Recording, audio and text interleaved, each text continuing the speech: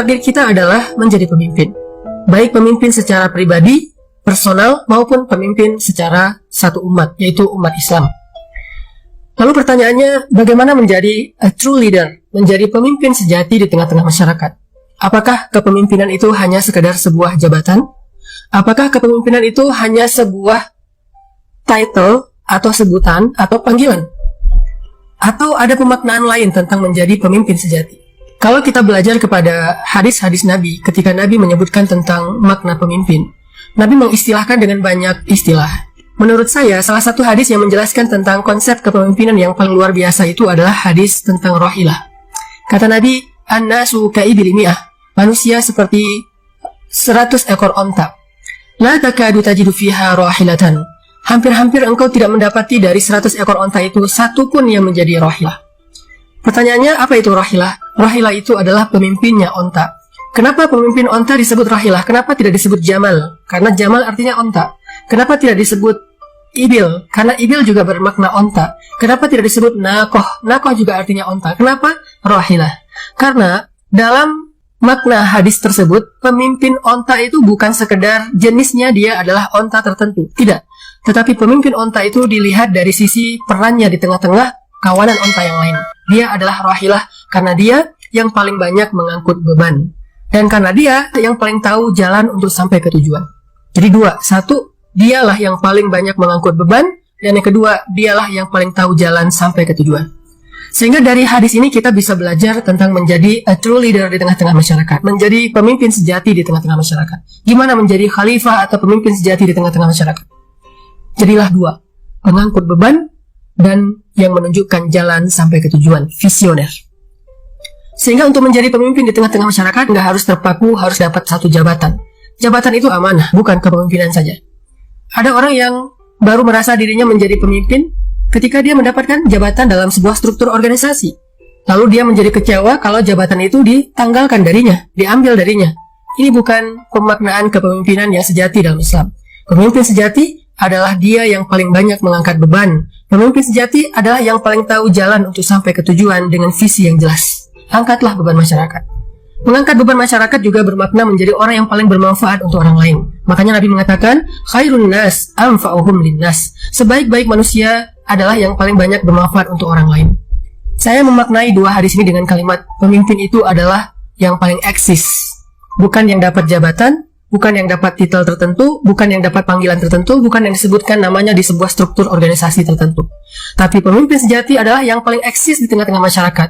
Arti yang paling eksis, dia yang paling besar pengaruhnya kepada masyarakat. Dia yang paling ditunggu, diharapkan, dan dibutuhkan oleh masyarakat. Sehingga kalau kita pengen jadi pemimpin sejati, coba tanya diri kita. Berapa banyak orang yang membutuhkan kita sehari-hari? Berapa banyak orang yang bergantung hidupnya kepada kita? Berapa banyak orang yang mengetuk pintu rumah kita, menelpon kita, ngejapri kita untuk minta tolong kepada kita? Semakin banyak orang yang membutuhkan kita dan bergantung kepada kita, berarti menunjukkan semakin besar kepemimpinan kita di tengah-tengah masyarakat. Kalau mau ngelihat dari sisi followers, cobalah kita lihat berapa banyak followers kita dari orang miskin. Berapa banyak orang susah nge-following kita. Berapa banyak orang yang sakit nge-following kita dalam tanda petik. Artinya dia nge-follow kita untuk meminta tolong dan meminta bantuan kepada kita. Itulah eksistensi, itulah kepemimpinan yang sebenarnya. Dan kita harus menjadi onta yang paling kuat mengangkut beban untuk menjadi pemimpin. Karena menjadi pemimpin kalau dia mengangkut beban paling ringan itu bukan pemimpin sejati. Pemimpin sejati justru yang mengangkut beban paling berat di antara yang lain. Yang paling besar pengorbanannya di antara yang lain. Kalau dia justru memaknai kepemimpinan itu adalah mendapatkan fasilitas lebih, mendapatkan reward lebih, mendapatkan pemuliaan dari orang lain, penghargaan dari orang lain, maka kepemimpinan bagi dia adalah fitnah.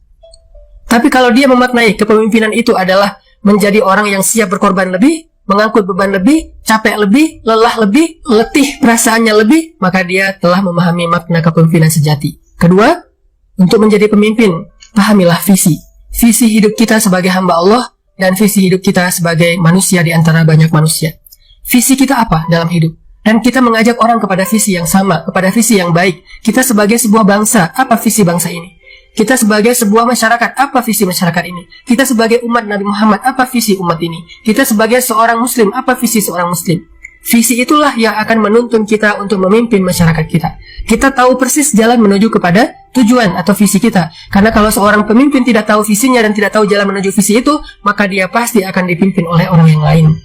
Pemimpin paham betul visinya dan paham betul jalan menuju kepada visi itu. As details, dia tahu jalan itu secara detail, step by step. Sehingga ketika orang kehilangan arah, mereka akan bertanya kepada dia jalan untuk kembali on the track. Ketika orang bingung, mereka akan bertanya kepada dia. Ini yang dicontohkan oleh para anbiya dalam risalah-risalah dakwah mereka. Renungkan kisah Nabi Musa yang memimpin masyarakatnya, penduduk Bani Israel di Mesir kepada sebuah visi. Apa? Visi pembebasan dan kemerdekaan.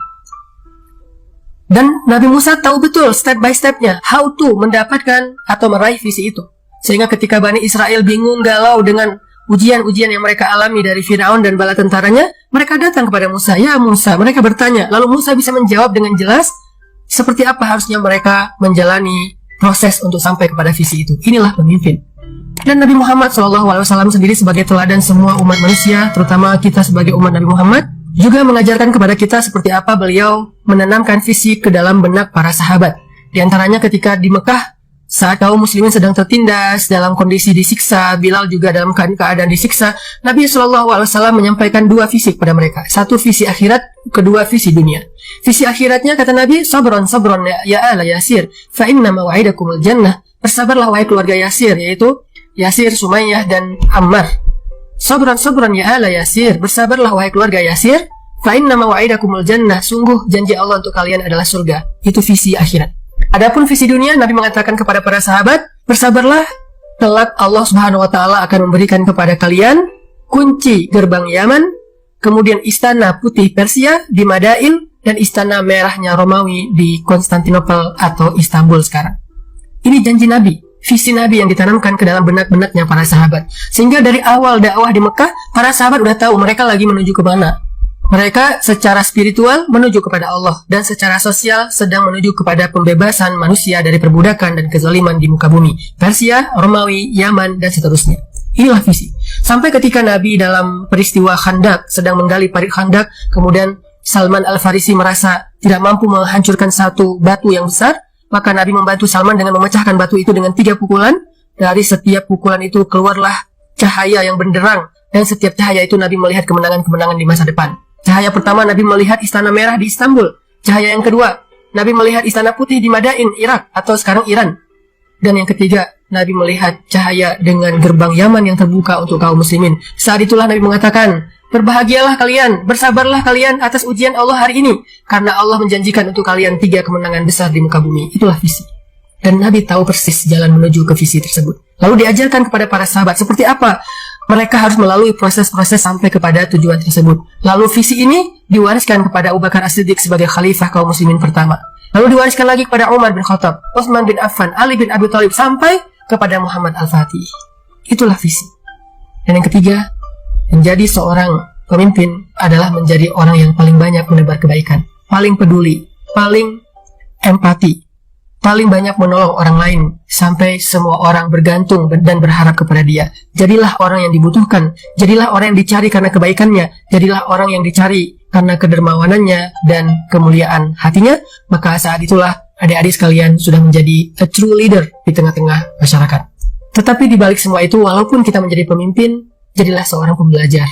Karena titel santri itu bukanlah titel ketika kita hanya berada di sekolah kita, tapi kita adalah santri seumur hidup, santri sampai mati. Kenapa? Karena sesungguhnya menuntut ilmu itu bukan sebatas 2 atau 3 tahun di dalam sebuah pendidikan formal. Tapi menuntut ilmu itu adalah perintah Allah kepada kaum muslimin sampai akhir hayat mereka. Jadilah seorang santri, jadilah seorang pembelajar. Belajar tidak harus hanya dengan di dalam kelas, belajarlah dari pengalaman hidup, belajarlah dari realitas rumit yang ada di masyarakat, belajarlah dari kesalahan kita, belajarlah dari masa lalu, dari sejarah, belajarlah dari semua tantangan-tantangan hidup, jadilah santri pembelajar. Maka dengan demikian kita akan terus bisa mengupgrade kapasitas kepemimpinan kita, karena kita adalah seorang fast learner, seorang pembelajar cepat yang selalu belajar dari setiap kondisi.